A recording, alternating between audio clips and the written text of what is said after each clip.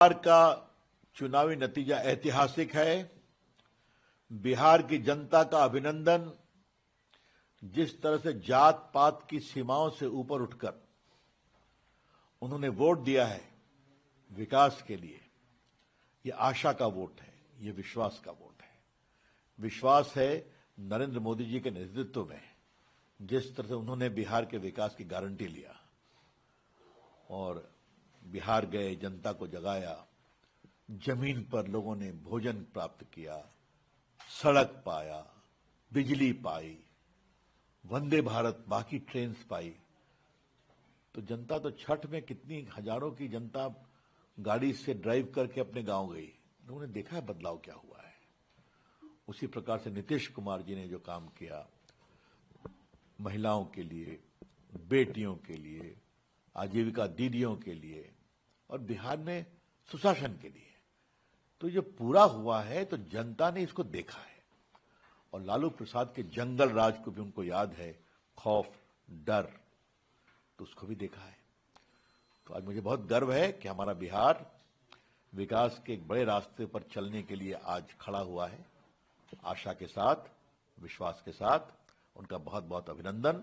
अब बिहार के विकास के रास्ते पर बिहार और तेजी से चलेगा। विपक्ष बार-बार कह रहा है कि कोई विषय नहीं है। अरे हार गया तो स्वीकार कर लो। एक भी हिंसा हुई क्या? एक भी हिंसा हुई क्या? जबकि बिहार में हर बूथ पे लूट मार कितनी होती थी। तो आज तो एसआईआर जनता ने देखा कि उनका वोट कटा नहीं है, करोड़ों के लोगों में आए। और जो घुसपैठिए थे उनका वोट अगर नहीं है, वो पकड़ाए, वो आए भी नहीं तो उससे किसको परेशानी है? तो जनता इन सबों से ऊपर उठकर वोट दी है और जनता ने विश्वास के लिए वोट किया है और विकास के लिए वोट दिया है। लेकिन सर इतना बड़ा number 101 out of more than 90 सिर्फ बीजेपी जीत रहा है, कैसे देखते हैं आप? जनता खड़ी होती है तो ऐसे ही खड़ी होती है। उन्होंने मोदी जी पर विश्वास किया है, भाजपा पर किया है, एनडीए पर किया है। हमने इस तरह के रुझानों को बदलते और पलटते भी देखा है। एक मनोवैज्ञानिक खेल भी चल रहा है। जब हमारे क्षेत्र का अगर उस सिलसिले को, पैटर्न को देखें तो ये परिस्थितियां बदल सकती हैं, इसकी पूरी संभावना है। आपके समक्ष और आपके माध्यम से तमाम महागठबंधन के जो हमारे उम्मीदवार हैं अलग अलग इलाकों में, उनसे ये कहना चाहेंगे कि एक मनोवैज्ञानिक खेल भी चल रहा है। जो तमाम ओपनिंग हुई है उसका अगर सिलसिला आप देखें तो जाहिर तौर पर जो उनके जिसको कहते हैं मजबूत पक्ष, वो खुले हैं। 5 से 7 राउंड एवरेज हुआ है, एवरेज। और अभी कम से कम अभी हमने गणना की कि 65 से 70 ऐसी सीटें हैं जहां 3 से 5 हजार का मार्जिन है, लेस देन दैट।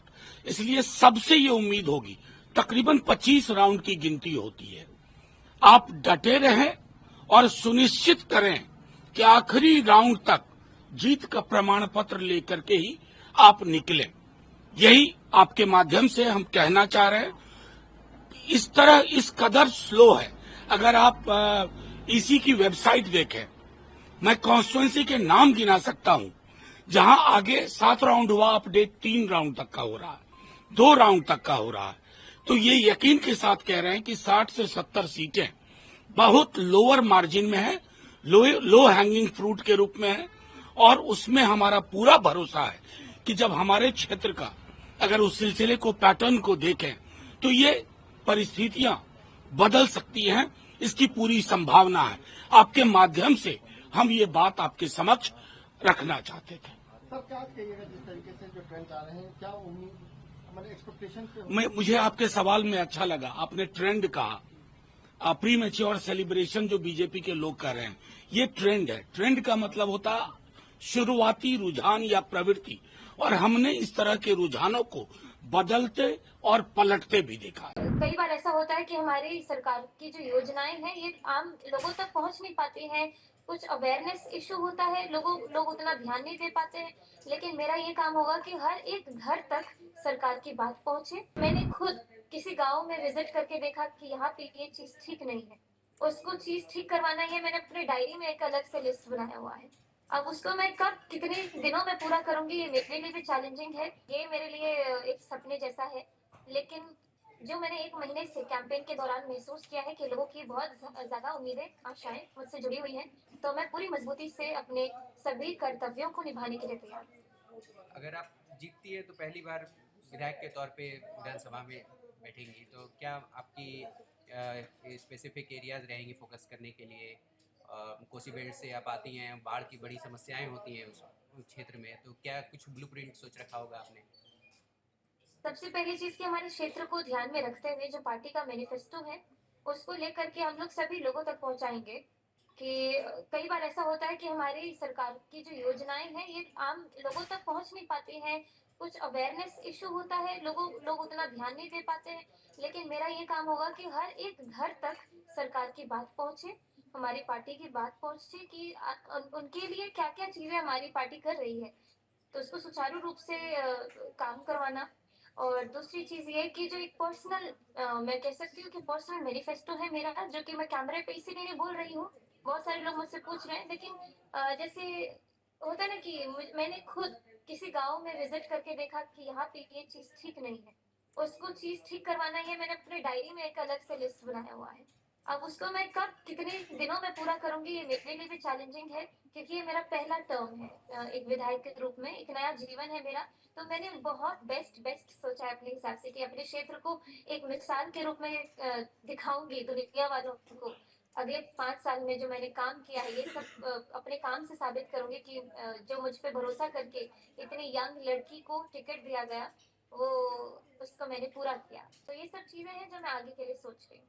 बहुत उत्साहित हैं आप, जैसे आप उभरती हुई कलाकार के रूप में अभी आपका ये प्रोफेशन और पैशन, ये एक पॉलिटिकल सिनेरियो हो गया, आपका पैशन सिंगिंग भी रहा है, तो ये इन दोनों का कैसे आप समीकरण बना पाएंगी? प्रोफेशन है उसको पैशन में समझना चाह रहे हैं या पैशन को प्रोफेशन में कन्वर्ट करना चाहेंगे? नहीं, इतना तो मैथमेटिक्स लगाने की जरूरत ही नहीं है इसमें।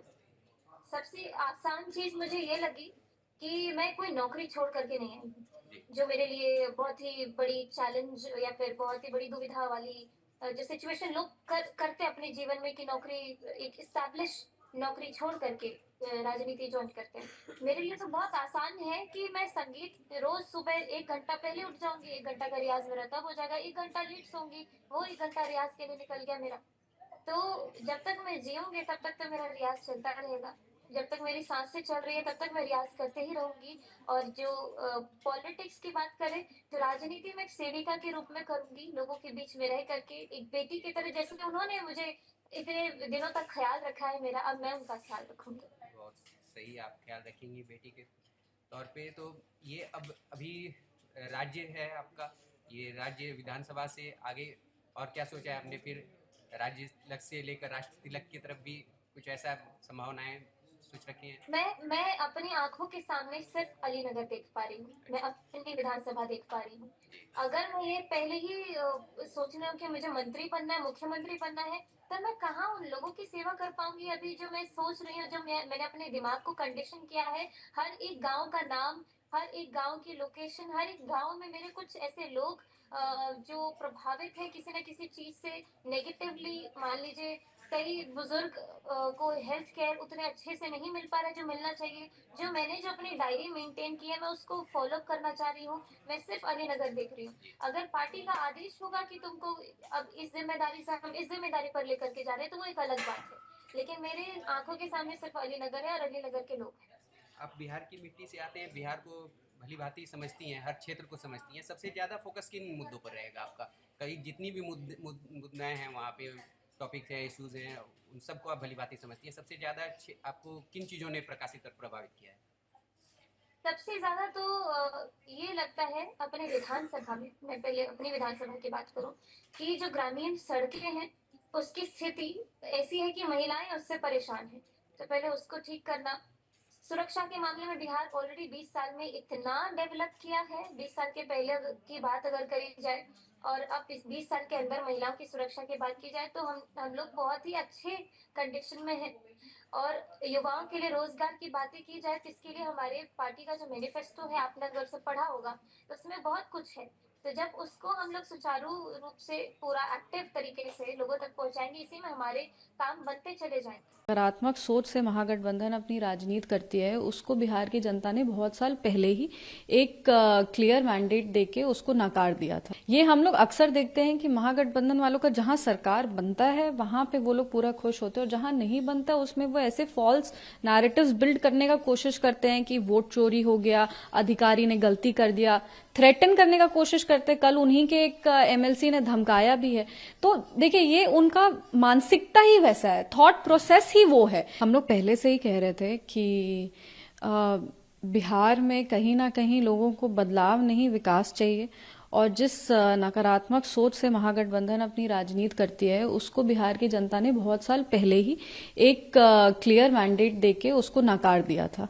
पर उसके बाद भी महागठबंधन की विचारधारा में कोई अंतर नहीं आया, ना उनके राजनीति करने का जो तरीका है उसमें कोई अंतर आया।